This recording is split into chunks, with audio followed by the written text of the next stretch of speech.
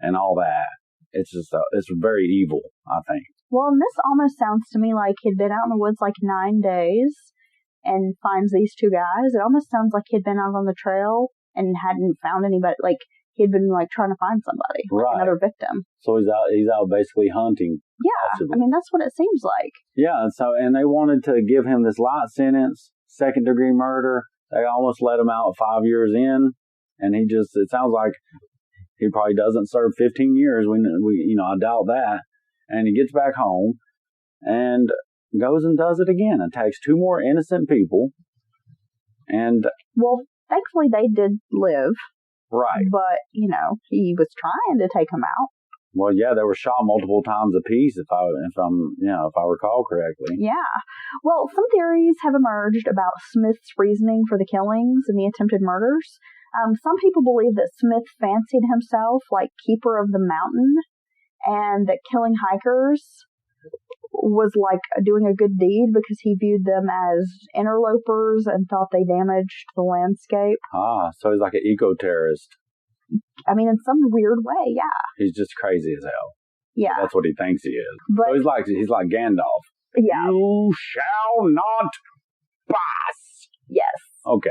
But he's just fucking crazy. Or he's like, crazy trail dude. I need the password. And yeah, so this weird, emaciated looking white dude jumps out from behind a tree. He's like, I need the password, the trail's password. But he's just crazy as fuck. And yeah. Yeah, I guess. But no, he's sick. And it just seems like they didn't protect the community or anything. And I know when someone does pay for their crime, you do usually give them a second chance and all that, but it just sounds like he enjoyed doing that. Well, a 15-year sentence seems like nothing when talking about 2 lives taken. Right, and the fact that you'll likely get out before that, so you're under 10 probably. Well, then I think you have to evaluate, it's a case-per-case kind of thing, but I think it's one thing if a wife kills her husband and it's like a crime of passion. Right. She catches him in bed with someone else and shoots him, and because that's like, okay, she's probably not going to do it again. Like, she's probably going to go back to society and, like... special set of circumstances, one time in that person's life that drove them to do that. But somebody who just randomly... preys on a couple and just murders them in cold blood... And they had all that evidence. Then... So why do you not put them away for life? It just seems to me that is somebody who is a potential reoffender. Right. Like, the recidivism rate's probably going to jump. Yeah. Not what if, just when. Yeah. Right. And so that community should spend the money, because it does boil down to cost sometimes. And they had a good case there, the bloody fingerprint, the bloody clothes. I mean, why would you even offer that plea in that circumstance? It was your duty to go for, the worst and get the biggest sentence and get this guy away from everybody else. Those other 2 people wouldn't have been attacked like that, and I'm sure traumatized for the rest of their life. Oh, yeah, that has to be really scary. So, but, yeah, it is what it is. But it just seems like I don't understand how that worked out that way. And well, we're going to go on. So that was our first case. Yeah. Appalachian Trail double homicide. Randall was the asshole. First double homicide on the trail. So now we're going to skip forward a few years, but we've got a second case to talk about. Are you excited? Yeah, I don't know. I knew a little bit more about that other case. I don't know much at all about this one. Yeah, this is just so sad. This young couple, Molly LaRue and Jeff Hood, they were just vivacious young people. Jeff was a 26-year-old. He was from Tennessee. He met Molly in Salina, Kansas at a church project called Passport for Adventure. It was a group that took at-risk teens into the backcountry for wilderness therapy. Oh yeah, it sounds like an 80s movie. Well, I think that a lot of the wilderness therapy programs, there's more of them now.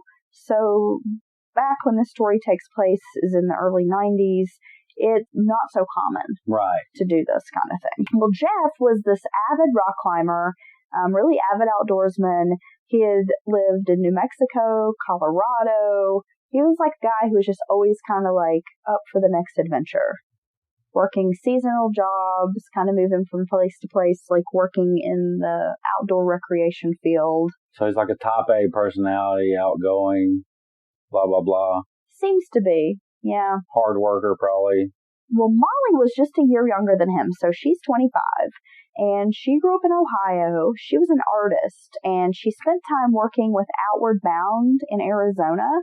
And from the research, I found that not only was she like just an artist, but a really talented artist. When she was in high school, she had actually won an art contest to have one of her original art pieces displayed on a postage stamp. Wow, that's a big deal. Yeah. Wow. But by all accounts, she just was like a really sweet, fun-loving girl. Everybody said she was really happy, really optimistic, always smiling, just one of those really like cheerful people. And she had worked with this Outward Bound Arizona program, and that's how, she came to this Passport for Adventure. And if you're not familiar with Outward Bound, it's another program that takes different groups of people. You can pay to go on these trips. They take veterans. They do kind of therapeutic trips. But basically, they take you on like an outdoor adventure for like anywhere from 5 to 9 days. Oh, wow. And you do a variety of things. Sea kayaking, mountaineering, you cross backpacking. Suspension bridge. I actually went on an Outward Bound trip to the Florida Everglades, and we canoed for 6 days, and it was a veterans trip. So in some ways, it was like a kind of a therapeutic thing, because it was veterans and some active duty military as well. But it was just really fun, really enjoyable. Because I will admit, I did a semester of like outdoor leadership, which was basically to work in that outdoor field. Oh, I haven't noticed that. Yeah. Yeah, you're a leader. Well, I took courses for about a semester, and I'll be honest, the Outward Bound trip let me soon realize that this was probably not a job for me. Right. I enjoy being in the outdoors and doing these fun things as a hobby. Right. But to actually spend like every day, weeks upon end out kayaking, canoeing, rafting, camping, dealing with people. Yeah. I like a soft bed and a hot shower. I like a good hot meal. I like the convenience of being able to pull through a drive-thru and grab a cheeseburger if I have a craving for one. Right. So, being out on the trail and eating like, a box of rice. What you can carry. Is not my idea of a good time. Okay, yeah. So the couple bonded over their love of the outdoors, became quick friends, and eventually they fall in love. They sound like, just as describing you having described both of them, they were probably like the bubbly, super in love, couple. Everybody's like, oh my God, these two, because, they're both, social, boisterous, it seems, and happy. Same interests, and they found each other. Yeah. So I bet they're that couple. They fall in love, and then they get engaged. And they're super happy. And it seemed like a pretty quick engagement. But the two wanted to travel and see the world together before settling down.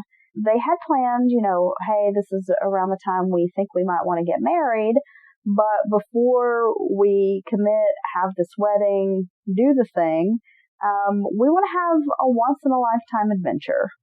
Sounds great, right? Yeah, bucket list time. Yeah, well, actually, folks said that this was definitely on Molly's bucket list. That she had this realization that it was one of her greatest life aspirations to complete this trail, to do the entire 2,200-mile Appalachian Trail. She wanted to do it. That's and a long of course, way. Jeff was just completely on board. I mean, he's a cool dude. He likes being outside. He's like, heck yeah, let's make this happen. So she basically cashed in all of her savings to fund this trip. So she's going all in. Yeah. Life experience. So this was like in early 1990. They're starting to make these plans. And the couple knew that their jobs were going to be ending in the spring of 1990. So they just seized this opportunity to make their dream a reality. And like a lot of hikers, the couple had nicknames within the trail community.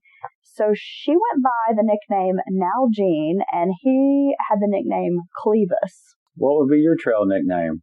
I don't know, Grumpy Pants? Shotgun Sally. Okay, I don't know. Yeah. And mine would be Big D. I was thinking like taco slut. Tacos. I can be taco slut. Yeah. I'm like, I think your trail name would be Bud Light. Bud Light. Ugh. Can I be a different beer? No. A little bit better No, beer? you have to. I have to be Bud. Okay, I'm Bud. You have to be Bud Light. Okay, I'm Bud Light.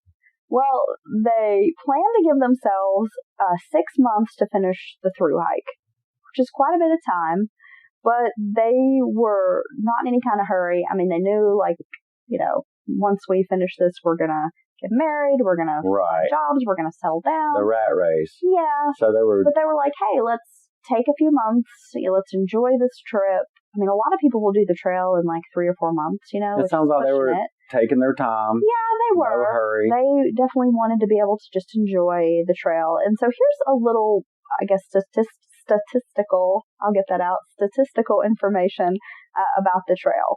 As I mentioned, Springer Mountain, Georgia is where the trail begins, and it ends in Maine. Only about 1 in every 10 hikers starts the trail in Maine. Most of them start in Georgia and go up? They do. Okay. For whatever reason, I'm thinking maybe weather. Maybe terrain. Maybe tradition. I don't know. But this couple decided that they were going to begin in early summer, so they went ahead and took their chances with starting in Maine. I guess they figured, if we start there and make our way south, we'll avoid the colder... Right, as it starts going into winter. Crappy, weather. In 2016, this is just to kind of give you a little estimate of how many people hike the trail. In 2016, about 3,377 people attempted a thru hike, meaning they were going to do the entire trail in one shebang. Okay. But only about 30% of that number actually complete the trail. Wow, so only 370 or so. Right. Out of 3,700. So, and that's in like 2016 numbers. So you've got to consider, in 1990, far less people were like probably interested in hiking the trail and doing the trail thing. So it's probably down to a lot less, maybe under 1,000. Yeah, probably. Who knows? We could find that out, but. So definitely, I'm just thinking busy. Like probably not, more sparse, bumping into people, that kind of thing. And in 1990, there had only been one other double homicide case on the trail. At that point, there had only been a few murders on the trail. So it was not like there was a lot of crime happening. So these people felt pretty safe making this journey.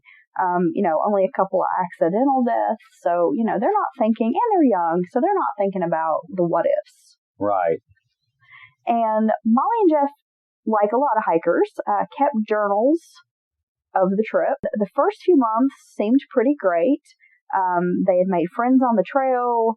They had taken their time. They would write about, if they found a spot where they were camping or there was a waterfall or something they liked, they might even stay an extra day or two there, just hanging out. Now, there were some moments along the way where they would find themselves writing like, why am I doing this? Right, hundreds of miles this in. This sucks. Yeah. Like, I can just go home. I can go to the nearest this town. is crazy. Like, why am I, I'm miserable. I can't sleep, that kind of thing. But for the most part, they, were having a great time, not really complaining a whole lot. It seemed like the biggest setbacks were expected things like, sore feet, bug bites, maybe some rashes, a couple sleepless nights.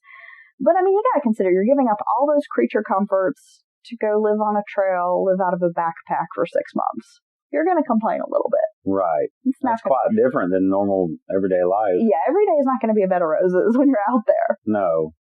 So by September, they were 700 miles in, and they decided to get off the trail. This would have been around September the 12th, and stay at an inn in Duncannon, Pennsylvania. They go into town, they spend the night in a hotel, they have a nice sleep, get a hot shower, I bet that feels meal. Amazing. I bet you appreciate it. Like, nobody's business. Hiking all those hundreds of miles. They, resupply, get everything that they need. And the next day, they set out, and it took about an hour to get to Thelma Marks, which is a shelter on the trail. And it's on a place called Cove Mountain. Well, there were some fellow hikers, as I mentioned, they had made friends. There were some fellow hikers, Biff Bowen and his wife Cindy, and they knew that Molly and Jeff were going to be in